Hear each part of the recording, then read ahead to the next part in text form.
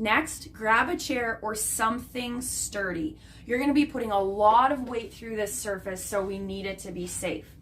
Go ahead and pop your right foot up onto the chair.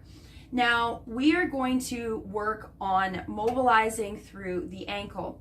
So the ankle, lots of people think, just moves one direction, forward and then pointing your toe. But in reality, we need to have range of motion at the ankle so that the knee can come on the inside of the big toe. We want it to also be able to come straight, and we also want to work into that knee coming and tracking more on the outside or towards the baby toe. So we're going to do just that, working into those 3 different vectors or planes of movement, if you will.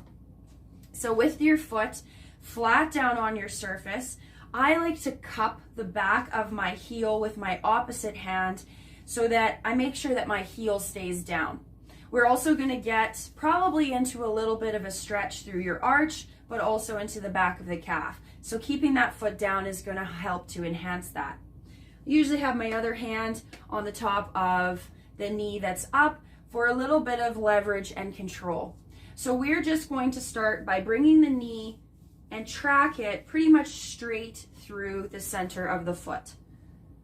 And just come and settle into that and then move out of it and just see how that feels.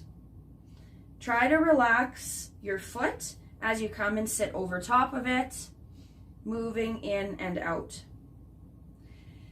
All right, what we're going to do, that was just a bit of a pre-warm-up, is we're going to now move the knee over top and tracking on the outside of the big toe. See, you can see I'm on the outside of the big toe with my knee on a diagonal inwards.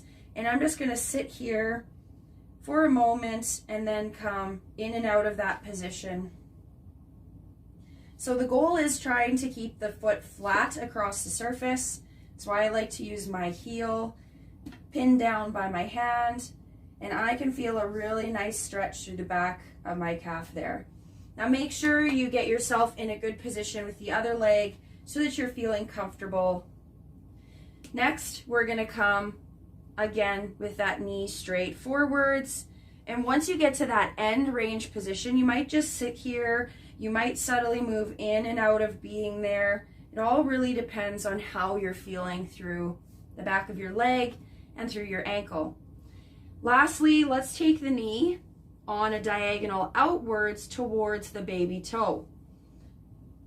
This is a bit of a different range of motion maybe, right? Lots of conversation about don't let your knees go inside of your big toe. Well, we actually want that, and we want to train that and be strong there. And lots of times, like I said, people just think the knee tracks or should just only track straight over the foot.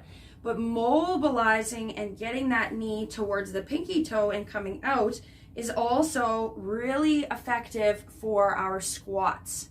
Just thinking about getting down into my squat, my knee might not track straight, but actually come out.